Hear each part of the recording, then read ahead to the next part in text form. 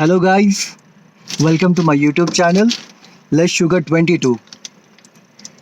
आज मेरी जर्नी का ये पहला वीडियो है और ये मेरा पहला वीडियो डेडिकेटेड है हमारे प्राइवेट सेक्टर एम्प्लॉयज़ के लिए जो प्राइवेट सेक्टर में काम करते हैं। ये वीडियो एक्चुअली मैं बताने में जा रहा हूँ आप लोगों को जो नई गाड़ियाँ लेते हैं। तो जब आप नई गाड़ी लोगे तो आपको अपनी गाड़ी रजिस्टर करवानी पड़ती है। तो जैसे मान लो कि आप दिल्ली में, जैसे कि मैं दिल्ली में हूँ, तो अगर मुझे अगर मैं नई गाड़ी लेता हूँ तो मुझे रजिस्ट्रेशन करानी पड़ेगी। रजिस्ट्रेशन कराने के लिए क्या है कि दिल्ली का मुझे नंबर लेना पड़ेगा अगर मैं दिल्ली में हूँ तो। लेकिन अगर आपकी ट्रांसफरेबल जॉब है, suppose that you are in Delhi और आपकी ट्रांसफ़र हो जाती है मान लो बैंगलोर जो कर्नाटका है, तो जब आप कर्नाटका जाओगे तो फिर आपको अपने नया से दोबारा से आपको अपनी गाड़ी को री रजिस्टर करवाना पड़ता है। आपको कर्नाटका का नंबर लेना पड़ता है। तो मुझ जैसे बंदे जो प्राइवेट सेक्टर एम्प्लॉयज़ हैं और जिनकी ट्रांसफरेबल जॉब है, तो उनके लिए ये एक बड़ा हैसल है। Even for government sector employees also जिनके ट्रांसफरेबल जॉब है, तो उनके लिए ये चीज़ हैसल होती है। तो ये ministry of road and transport जो हमारे ट्रांसपोर्ट डिपार्टमेंट है गवर्नमेंट ऑफ इंडिया का, इन्होंने एक बड़ा ही प्यारा, एक बड़ा ही अच्छा इनिशिएटिव स्टार्ट करा है जिसे बोलते हैं भारत रजिस्ट्रेशन। भारत रजिस्ट्रेशन में क्या सबसे बड़ा फ़ायदा क्या है? जैसे कि अगर आपने दिल्ली में रजिस्टर करवाई अपनी गाड़ी अंडर भारत रजिस्ट्रेशन और सपोज दैट आपका बेस शिफ्ट हो गया Karnataka, Maharashtra, West Bengal, Bihar, Madhya Pradesh, anywhere in India, आपको दोबारा से रजिस्ट्रेशन नहीं करानी पड़ेगी अपनी गाड़ी की। आप सेम नंबर के साथ कहीं भी जा सकते हैं and there will be no hassle, nobody is gonna stop you. ये इनिशिएटिव स्टार्ट हुई है, हम नितिन गडकरी साहब जो हमारे ट्रांसपोर्ट मिनिस्टर, उन्होंने स्टार्ट करा है और स्टार्टेड रिसेंटली ओनली 15 सितंबर 2021 को ये स्टार्ट हुई है। इसके बारे में अवेयरनेस नहीं है, तो मैंने सोचा कि मैं एक अवेयरनेस के लिए मतलब अपने जो हमारे भाई हैं, फ्रेंड्स हैं, जो हमारी फैमिली है, यूट्यूब फैमिली, उनके लिए मैं एक अवेयरनेस वाली वीडियो, एक इन्फॉर्मेशनल वीडियो क्रिएट करूं। मैंने अभी एक जस्ट रिसेंटली नई गाड़ी ली है, 4 फरवरी को मेरी गाड़ी मिली और मैंने भारत रजिस्ट्रेशन के लिए अप्लाई किया था and same day I got Bharat registration number also. बहुत ही अच्छी बात है, अब मैंने रजिस्ट्रेशन के लिए 3 तारीख को अप्लाई करा and same day in the evening I got my number allotted. Just imagine, जहाँ पे हफ्ते, 2 हफ्ते, महीना भी लग जाता है नंबर मिलने में, मुझे सेम डे नंबर मिल गया। अब आते हैं मुद्दे की बात कि आप इसके लिए अप्लाई कैसे कर सकते हो। सबसे पहली बात, अगर आप गवर्नमेंट एम्प्लॉय हो तो आपकी ट्रांसफरेबल जॉब है, then you have to provide your documents and prove that your मतलब आईडी वगैरह सारी चीज़ें करनी पड़ती हैं। लेकिन अब गवर्नमेंट सेक्टर एम्प्लॉयज़ के लिए फिर भी थोड़ा इजी होगा, बट प्राइवेट सेक्टर एम्प्लॉयज़ के लिए भारत रजिस्ट्रेशन के लिए क्या करना पड़ेगा? अब इसके लिए देखिए, सबसे पहली बात क्या होती है, भारत रजिस्ट्रेशन में ये सारे बंदे एलिजिबल नहीं हैं। भारत रजिस्ट्रेशन के लिए not everybody can apply. There are certain rules right now, जो रूल्स आप एक बार ministry of road and transport पे भी आप वहाँ पे उनकी वेबसाइट पे भी पढ़ सकते हैं।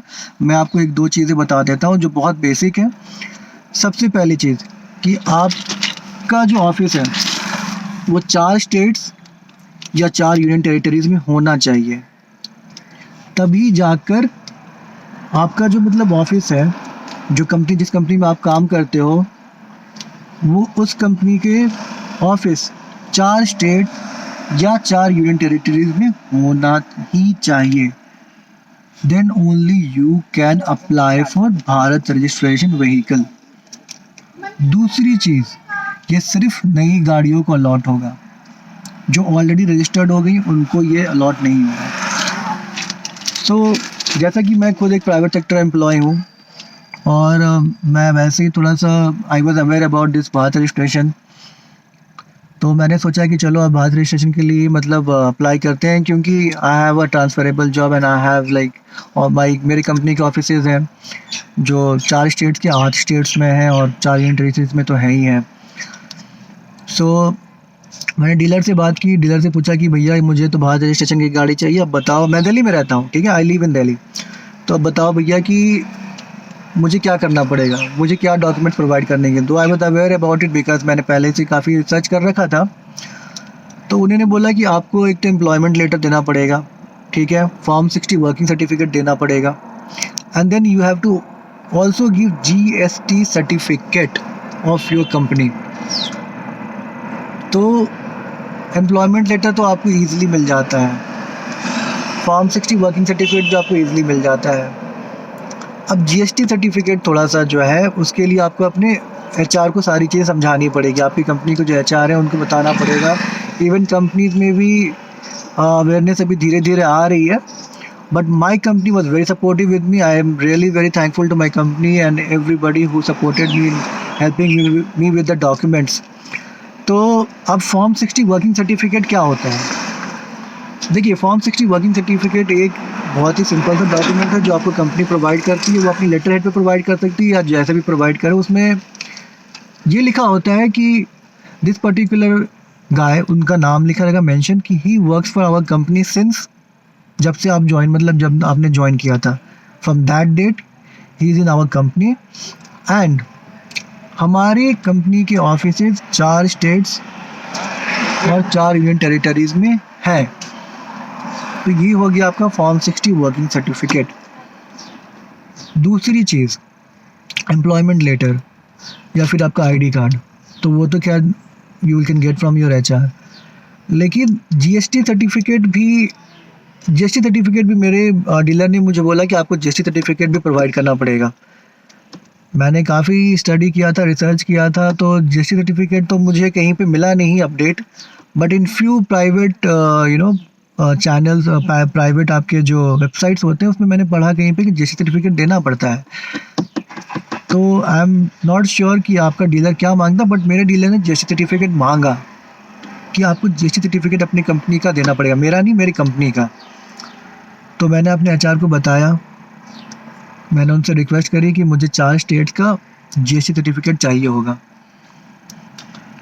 And then I also explain कि मैं अपने भारत रजिस्ट्रेशन के लिए, मतलब व्हीकल के लिए भारत रजिस्ट्रेशन के लिए अप्लाई कर रहा हूँ। तो माई company was very very supportive, my HR was very supportive. मैंने उनको सारी चीज़ें बताई एंड मैं एक मल्टीनेशनल कंपनी के लिए काम करता हूँ, तो सारी चीज़ें मतलब देखी गई। And then they provided me with the form 60 working certificate, employment letter और GST सर्टिफिकेट 4 स्टेट्स का।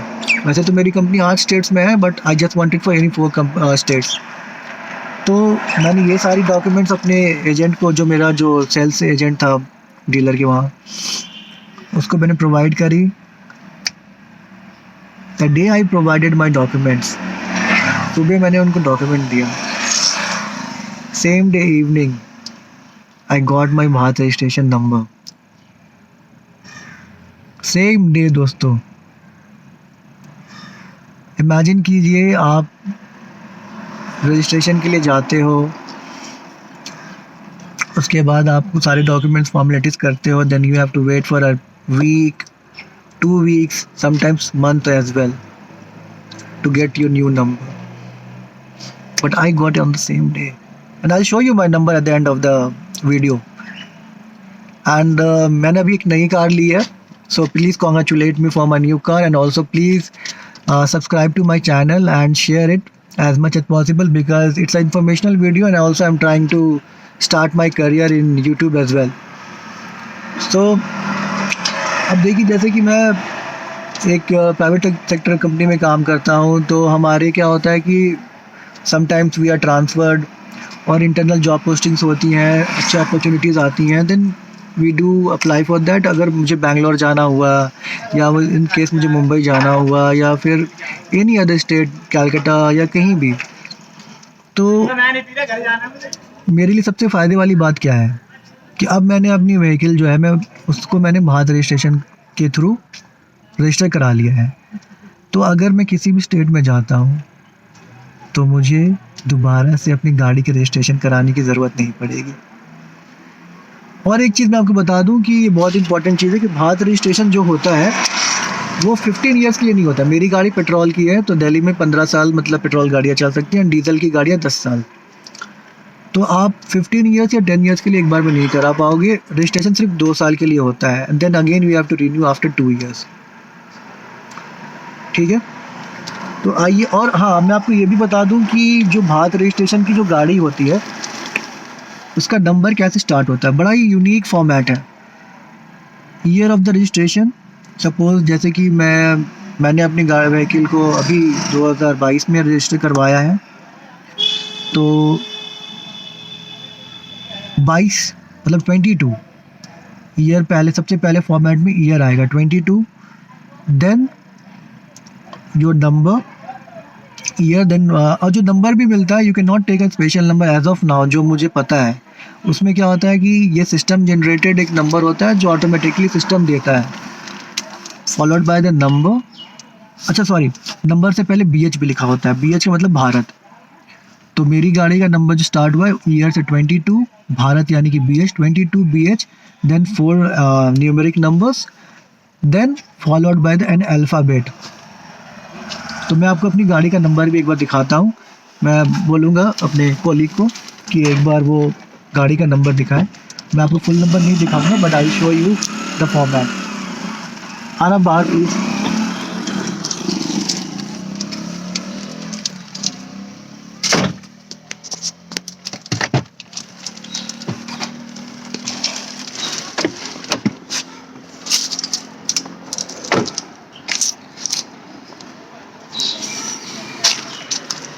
ये देखिए 22 PH followed by the number and the alphabet.